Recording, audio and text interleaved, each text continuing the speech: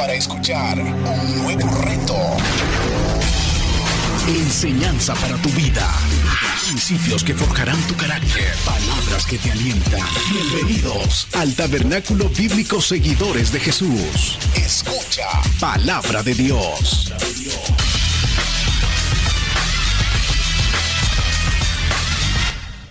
Vamos a seguir aprendiendo. Vamos a ir a los Salmos. Salmos 32. Del 1 al 11 estaremos en esta ocasión. Y quiero hablar de estas enseñanzas que la Biblia revela acerca de la gracia y disciplina de nuestro Dios. Cómo Dios, con su gracia, con su amor, nos corrige, como lo dice la carta a los Hebreos, que muestra del amor de Dios para sus hijos es que Él nos corrige cuando nosotros nos comportamos mal. Pero jamás Él tiene la intención de destruirnos, sino de santificarnos. Así que vamos a la Biblia y dejemos que la Biblia nos enseñe. Salmo 32, versículo 1 en adelante. ¿Lo encontró? Leamos juntos a una voz. Bienaventurado aquel cuya transgresión ha sido perdonada y cubierto su pecado. Bienaventurado el hombre a quien Jehová no culpa de iniquidad y en cuyo espíritu no hay engaño. Mientras callé, se envejecieron mis huesos en mi gemir todo el día, porque de día y de noche se agravó sobre mí tu mano, se volvió mi vendor en sequedades de verano. Mi pecado te declaré y no encubrí mi iniquidad. Dije, confesaré mis transgresiones a Jehová, y tú perdonaste la maldad de mi pecado. Por esto orará a ti todo santo en el tiempo en que pueda ser hallado. Ciertamente en la inundación de muchas aguas no llegarán estas a él. Tú eres mi refugio, me guardarás de la angustia, con cánticos de liberación me rodearás. Te haré entender y te enseñaré el camino en que debes andar. Sobre ti fijaré mis ojos. No seas como el caballo o como el mulo sin entendimiento, que han de ser sujetados con cabestro y con freno, porque si no, no se acercan a ti. Muchos dolores habrá para el impío, mas al que espera en Jehová le rodea la misericordia. Alegraos en Jehová y gozaos, justos, y cantad con júbilo todos vosotros, los rectos de corazón. Amado Padre, gracias te damos, Señor. Gracias por este gran privilegio que nos das este día de poder reunirnos con mis hermanos y hermanas después de un día de faena. Gracias, Señor, porque tú nos has regalado el querer como el hacer. Te pedimos que te glorifiques en esta exposición. Dame la gracia que necesito, Señor, la precisión, la claridad, la sencillez, que pueda ser, Señor, fácil de entender. Y sobre todo, Padre, úsame para tu gloria. Bendice a tu iglesia, edifica tu iglesia y glorifícate, Señor, en nosotros. Provee consuelo al afligido y salvación, Señor, al condenado. También te pedimos, Padre amado, por la paz dentro de los muros de Jerusalén. Bendice a ese pueblo, Señor, que nunca ha tenido paz. Todo te lo pedimos en el nombre de Jesús, Señor nuestro. Amén y amén. Puede sentarse, amados hermanos y hermanas, amigos y amigas. Los que están a la distancia también nos acomodamos por ahí. Los que están en su trabajo, pues esperemos sacar un momento para meditar. La Biblia, hermanas y hermanos, nos habla de un pueblo que nuestro Dios redimió de la esclavitud. Y sé que si usted es un lector de la Biblia, está pensando quién es ese pueblo. Bueno, según la Biblia, el pueblo de Israel salió de Egipto por la gracia de nuestro Dios. Cuando usted lee el libro de Éxodo, se va a dar cuenta que este pueblo estaba gimiendo, estaba siendo maltratado por los egipcios. Les habían matado a todos sus niños, habían decretado Faraón asesinar a todos los niños, los varoncitos, porque tenía miedo que se incrementaran. Y cuando vinieran los enemigos, pues Israel se uniera y los derrotaran. Maldad. Este pueblo sufrió. 400 años estuvieron allí y Dios se lo había prometido a Abraham que iban a estar allí 400 años, pero Dios los iba a sacar. Y se cumplió la promesa. Dios en el tiempo de Moisés los liberó, los sacó, los llevó al desierto 40 años, dice la Biblia en el libro de Deuteronomio, para probarlos, para equiparlos, para discipularlos, para enseñarles a depender de nuestro Dios. Al desierto donde no había agua, donde no habían árboles, donde no habían pues nada, solamente polvo y algunos arbustos y piedra, arena. Sin embargo, el Señor allí en ese desierto hizo que lloviera maná, hizo que vinieran golornices, les dio comida, también de una roca salía el agua, y el Señor dice que de día los protegía con una nube, para que la calor no los fatigara, no los abatiera. Había una nube ahí para que no fuera tan fuerte la calor, y esa nube era la presencia del Señor que estaba ahí con ese pueblo y lo guiaba, y por la noche una columna de fuego. Esa es gracia, esa es misericordia del Señor. Sin embargo, el pueblo en ese desierto contradecía al Señor, le desobedecían, pero el Señor, fiel, Él cuidaba de este pueblo. Murieron muchos hombres y mujeres ahí en el desierto. Como disciplina, Dios les aplicó a aquellos que no quisieron obedecer, pues permitió que las serpientes venenosas los mordieran y murieron. A otros se los tragó el desierto. Dice el libro de Números que se abrió y se los tragó, porque contradijeron a Dios en algún momento y ese pecado pues les pasó factura.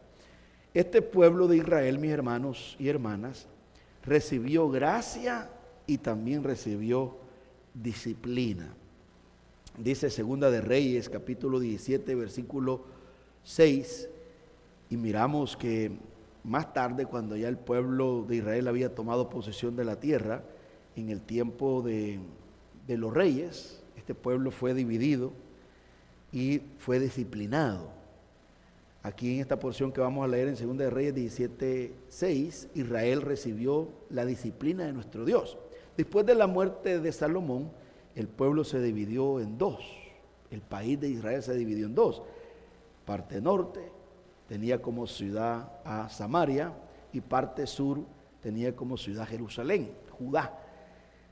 100 años antes de que Judá fuera llevado cautivo a Babilonia, los del norte fueron llevados cautivos por los asirios, como parte de la disciplina de nuestro Padre Celestial. Dice 2 de Reyes 17, 6. En el año 9 de Oseas, el rey de Asiria tomó Samaria y llevó a Israel cautivo a Siria y los puso en Alá, en Abor, junto al río Gozán y en las ciudades de los medos. Y mire lo que dice el versículo 7. Porque los hijos de Israel pecaron contra Jehová su Dios, que los sacó de tierra de Egipto, debajo de la mano de Faraón, rey de Egipto, y temieron a dioses ajenos. Ahí está con D minúscula. Y versículo 8 dice, y anduvieron en los estatutos de las naciones que Jehová había lanzado delante de los hijos de Israel, y en los estatutos que hicieron los reyes de Israel. ¿Por qué Dios los entregó a otro pueblo? Ahí lo dice bien claro, por su pecado. Dios usó a un pueblo incrédulo como vara para corregir el pecado de su pueblo, al pueblo que Él amó, que lo sacó por amor de Egipto. Luego tenemos en 2 de Reyes 25, el versículo 1 al 7, más tarde. Fíjese que esto es maravilloso cuando leemos la historia de Israel.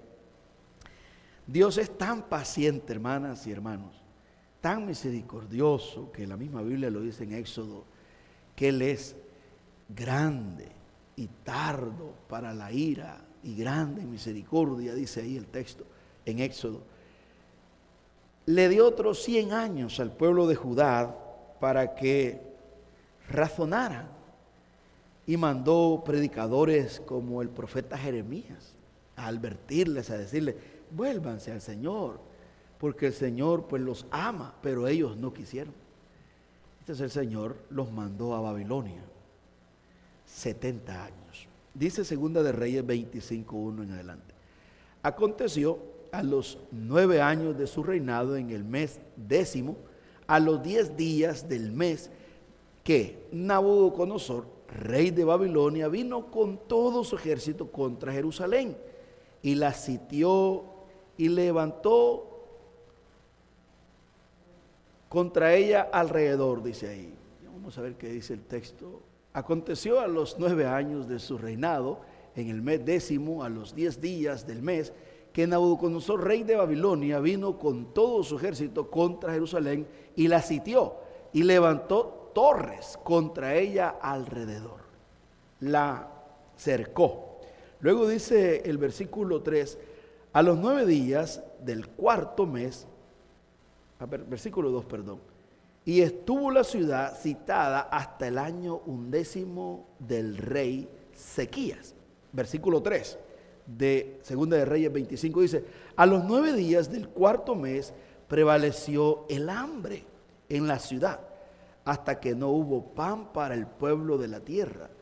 Abierta ya una brecha en el muro de la ciudad, huyeron de noche todos los hombres de guerra por el camino de la puerta que estaba entre los dos muros, junto a los huertos del rey, estando los caldeos alrededor de la ciudad. Y el rey se fue por el camino del Arabá, y el ejército de los caldeos siguió al rey y lo apresó en las llanuras de Jericó, habiendo sido dispersado todo su ejército. Preso pues el rey, le trajeron al rey de Babilonia en Ribla y pronunciaron contra él sentencia. Y mire lo que dice el versículo 7. Degollaron a los hijos de Sedequías en presencia suya, y a Sedequías le sacaron los ojos, y atado con cadenas lo llevaron a Babilonia. Uno lee esto y quizás en algún momento, si el Espíritu Santo no está en nosotros, podemos llegar a dudar que esto sea verdad cuando miramos estas historias. Pero cuando tenemos el Espíritu Santo en nosotros, nos impacta de tal manera que nosotros miramos la seriedad de nuestro Dios, que es santo, y cómo Dios trae juicio, justicia, porque este pueblo, claro, estos hombres le faltaron el respeto a nuestro Dios porque adoraron otras deidades cuando Dios había hecho bien. Es terrible. La rebeldía, la desobediencia es como un pecado de idolatría para con Dios. Sin embargo, antes de que pasara todito eso, Dios habló una y otra vez. Mandó a un profeta que se le da el título de llorón, que lloraba por este pueblo, por la rebeldía. Dice Jeremías 25:11, toda esta tierra será puesta en ruinas y en espanto, y servirán estas naciones al rey de Babilonia 70 años. Ve, Dios está advirtiendo, está diciendo, si ustedes no se arrepienten, los voy a entregar a otro pueblo y ustedes van a vivir 70 años en calamidad. Jeremías 29:10 dice, porque así dijo Jehová, cuando en Babilonia se cumplan los 70 años, yo os visitaré y despertaré sobre vosotros mi buena palabra para hacerlos volver a este lugar, porque yo sé los pensamientos que tengo acerca de vosotros, dice Jehová, pensamientos de paz y no de mal, para daros el fin que esperáis. Entonces me invocaréis. Vea el resultado de la disciplina del Señor. Obra para bien, para bien. Dice, entonces me invocaréis. Pero en el tiempo de Jeremías el pueblo no quería invocar a Dios, no quería orar, no quería la palabra. ¿Se acuerda que hay una parte ahí que Jeremías exclama y dice: paraos en los caminos y preguntad por la senda antigua y andad por ella? Y el pueblo respondió: no andaremos. Así respondió: no andaremos. En otras palabras, no nos interesa tu historia en el pasado, lo que hiciste, tu bondad, tu amor. Ahora tenía que corregir el Señor esa actitud de ingratitud de ese pueblo, y lo llevó a Babilonia. 70 años estuvieron ahí. Después volvieron. Daniel 9:2 dice: en el año primero de su reinado, yo, Daniel, miré atentamente en los libros el número de los años de que habló Jehová al profeta Jeremías, que habían de cumplirse las desolaciones de Jerusalén en 70 años. Aquí Daniel está en Babilonia y él se recordó de la promesa del Señor, que después de 70 años ve la fidelidad de Dios, ve la soberanía de Dios en la Biblia, hermanas y hermanos, cómo Dios cumple. Los metió a Babilonia con un propósito, los metió a un tiempo de calamidad, de aflicción. En Babilonia el pueblo de Israel sufrió, fue humillado, vivían como mendigos en las calles pidiendo, eran maltratados. 70 años duró ese tiempo, la disciplina de nuestro Dios. Pero Dios los sacó, los liberó. Dice Zacarías 1:12: respondió el ángel de Jehová y dijo: oh Jehová de los ejércitos, ¿hasta cuándo no tendrás piedad de Jerusalén y de las ciudades de Judá, con las cuales has estado airado por espacio de 70 años? Dios, como usted sabe, al leer Nehemías y Esdras, nos damos cuenta que el pueblo regresó de la cautividad. ¿Qué nos enseña todo eso? Eso lo tenemos en la Biblia, usted lo puede leer en los libros históricos. Número uno, nos enseña que nuestro Dios es soberano. Él es soberano, Él gobierna. Él tiene el dominio en todos los imperios que han estado en esta tierra. Él en algún momento ha permitido que se levantaran, pero también permitió que se cayeran. Todos los imperios.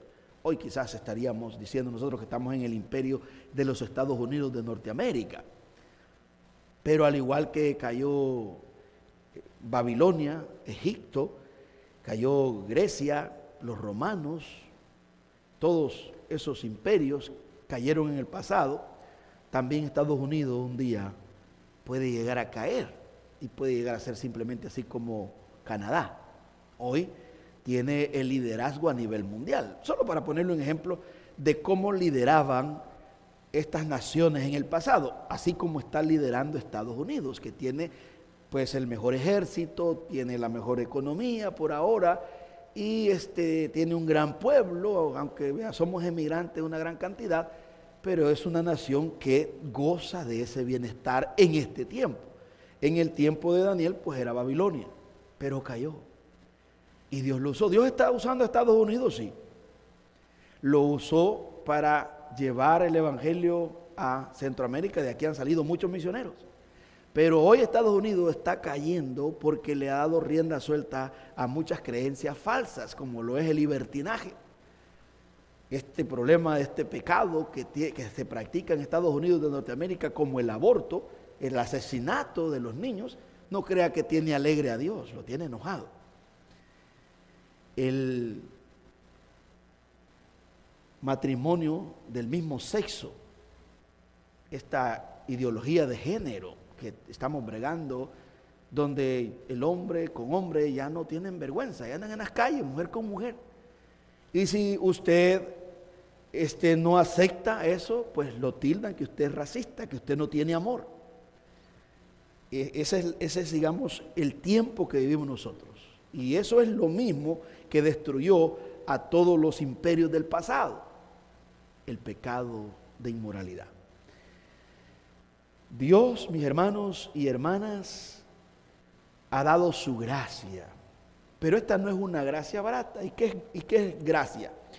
Bueno, la palabra gracia en el hebreo es la palabra hem, que significa favor que alguien tiene a otra persona, alguien que mira con favor a otro.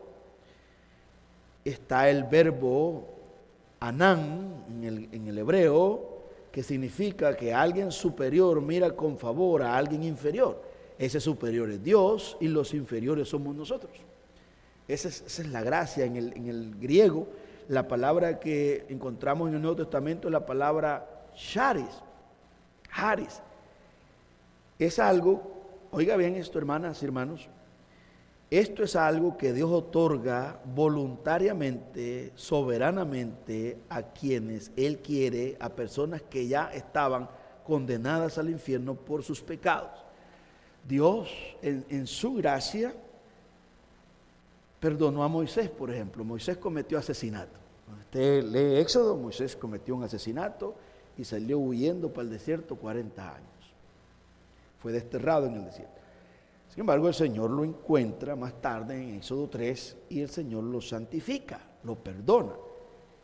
Y luego lo capacita y lo manda para Egipto de vuelta y lo usa. Dios lo perdonó. Esa es la gracia del Señor. Tenemos otro ejemplo como Pablo. Pablo fue un hombre religioso, soberbio, que él se describe como un blasfemo, un asesino. Él fue parte del asesinato de Esteban en el capítulo 7 de los Hechos. Este hombre experimentó la gracia del Señor. Ahora, ese es el favor de nuestro Padre Celestial para con aquellos que creen en su Hijo amado. Esa es la gracia especial donde viene el perdón de nuestros pecados y la reconciliación con Dios. Pero está la gracia común. La gracia común la recibe toda la humanidad, creyentes y no creyentes. ¿Y qué recibimos en la gracia común? Bueno, recibimos la lluvia, recibimos los frutos de los árboles, la comida, recibimos el aire, gozamos del mar, de los ríos, de los lagos y de todo lo que produce. Los peces que vamos a pescar al mar y los cocinamos, eso lo provee Dios, eso es gracia común. Pero todo mundo disfruta eso, incluyendo aquellas personas que pelean con el Señor y dicen que Dios no existe, pero gozan de esa gracia común, porque la Biblia dice que Dios hace salir el sol sobre creyentes e incrédulos. Esa es la bondad de nuestro Padre Celestial. Las aves, los animales salvajes, Dios les provee alimento. Pero está la gracia especial, que es donde viene el perdón de nuestros pecados, la reconciliación, donde somos adoptados como hijos e hijas de nuestro Dios. Esta no es una gracia barata. Esto costó la sangre de Cristo. Este favor inmerecido. Eso es lo que David nos comparte en el Salmo 32, versículo 1 y 2, que dice: bienaventurado aquel cuya transgresión ha sido perdonada. Dichoso es la palabra ahí, bienaventurado. Feliz es la palabra bienaventurado. Doblemente bendecido. Dice: bienaventurado aquel cuya transgresión ha sido perdonada y cubierto su pecado. Es decir, que su pecado ha sido ya removido por los méritos de alguien. Esto es por el sacrificio de Cristo. Nosotros somos dichosos porque Cristo recibió el castigo de nosotros, la condena de nosotros, para que nosotros, al confiar en Él, ahora nosotros somos libres, somos justificados, absueltos de toda culpa.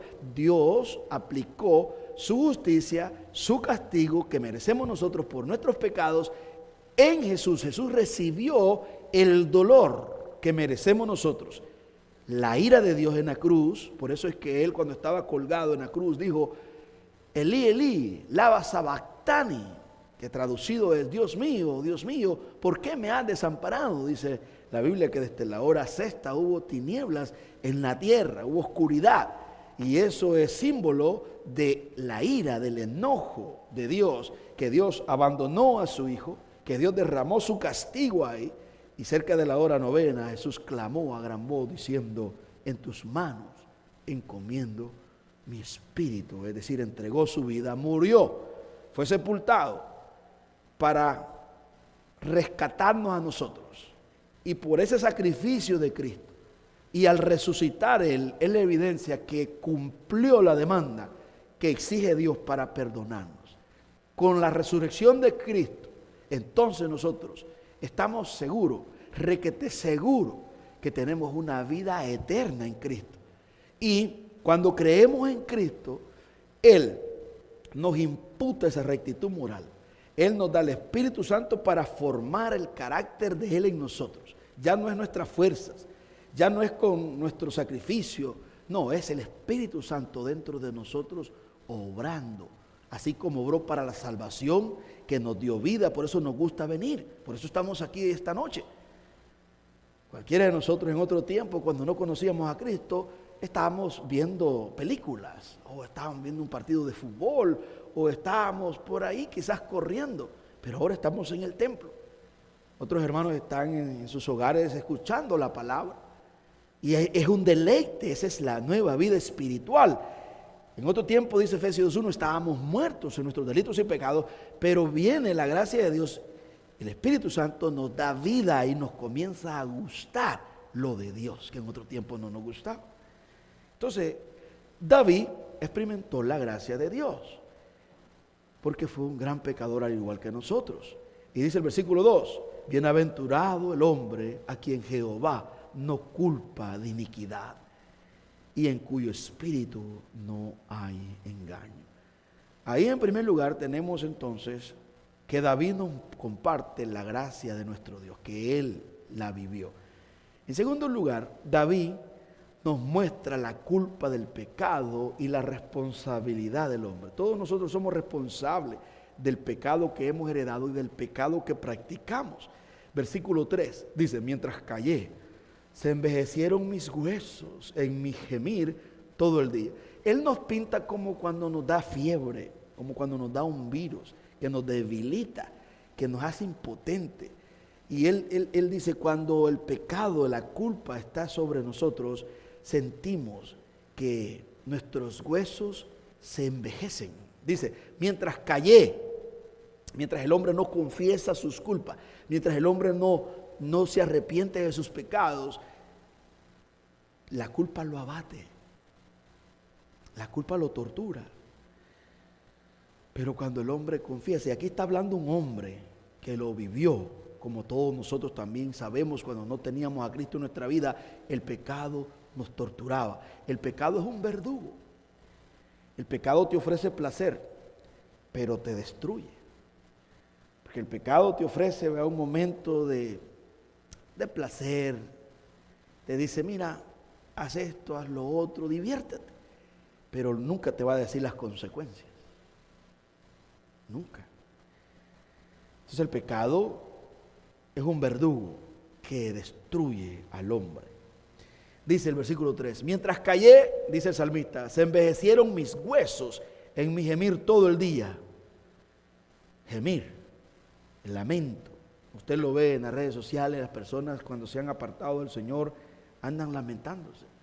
Usted vaya afuera y se encuentra con alguien que estuvo en la iglesia algunos años y le va a ver el rostro abatido, afligido.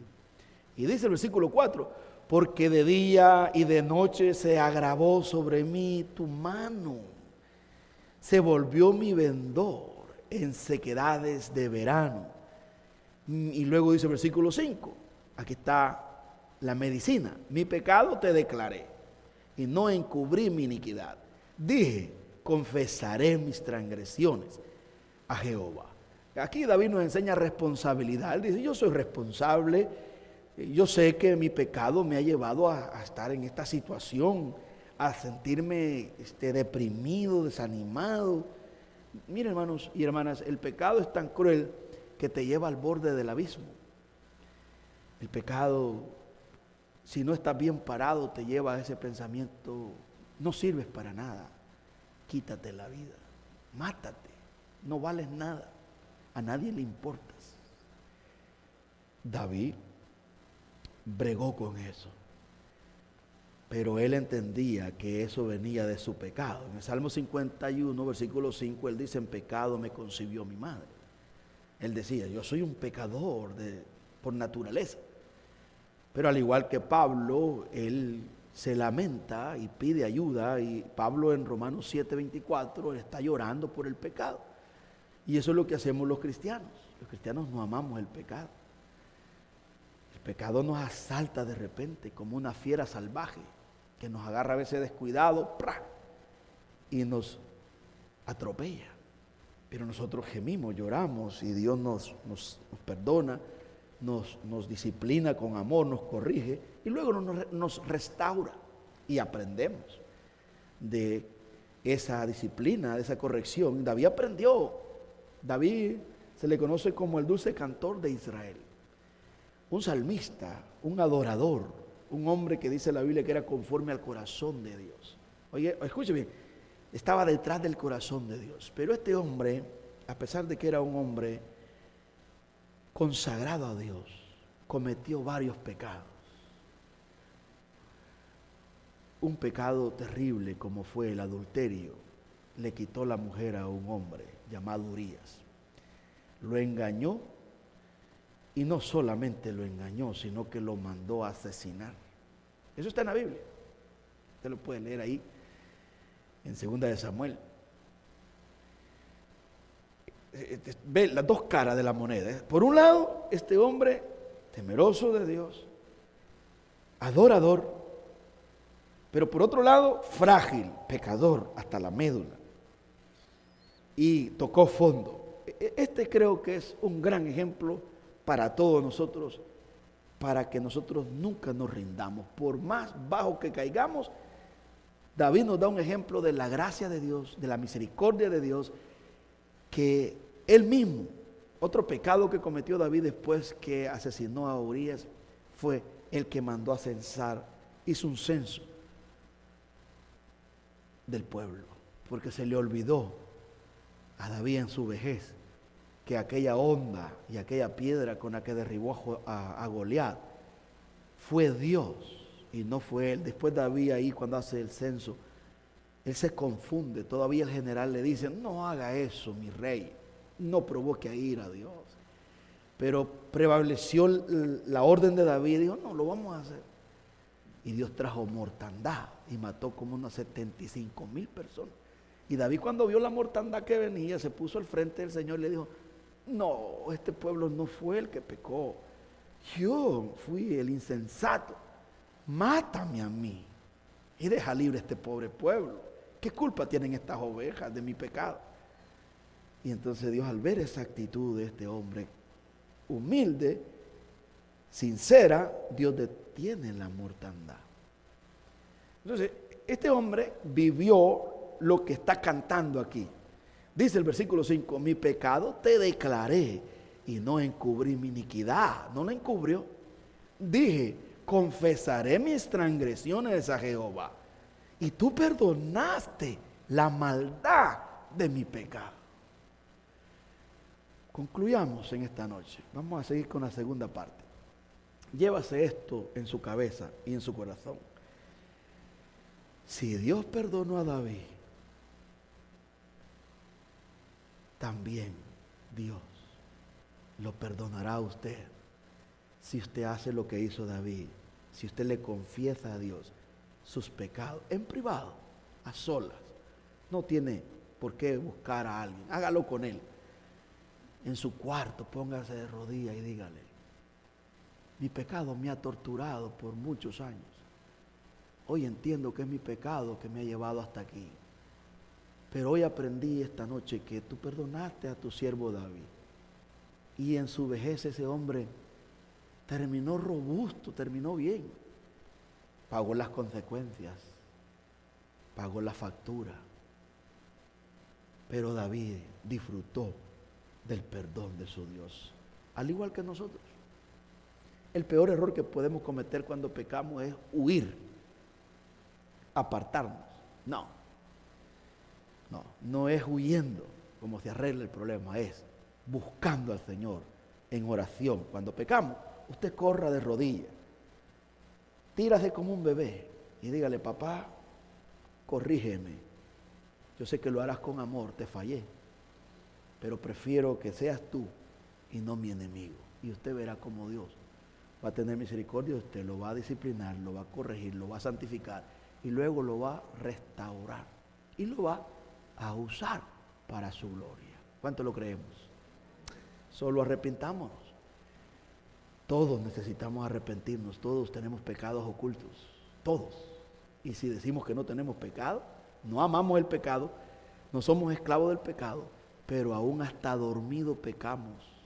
Yo peco, como todos vosotros. Y todos los días necesito confesarme a mi Dios, todos los días, por la mañana, a toda hora, en el carro, en el baño, cuando estoy recibiendo la ducha de agua, ahí le digo, perdóname. Cuando estoy trabajando, cuando estoy leyendo la Biblia, cuando oro, cuando estoy ahí, cuando estamos cantando, en todo momento tengo la dicha, al igual que usted, que puede confesarle y quitarse todo el peso de la culpa que produce el pecado. No tenemos licencia para vivir en esclavitud del pecado, de ninguna manera. No amamos el pecado, pero el pecado mora en nosotros. Pero la sangre de Cristo nos libra y nos limpia de todo pecado. Oramos, Padre, gracias te damos, gracias por la vida de Cristo. Gracias por escuchar este mensaje. Esperamos que haya sido de edificación para su vida. Si usted no conoce de Jesús y en este día está arrepentido de sus pecados, ore de esta manera. Señor Jesús, en este momento me arrepiento de mis pecados. Reconozco que tú eres mi único y suficiente Salvador personal. Creo que eres Dios, que moriste en la cruz por mis pecados y que resucitaste al tercer día. Me arrepiento y me confieso pecador. Señor, perdóname y acéptame como tu Hijo. Doy gracias al Padre por enviar a su Hijo a morir en la cruz por mi lugar. Gracias, Jesús, por aceptar mi vida. En Cristo Jesús, Señor y Dios nuestro. Amén.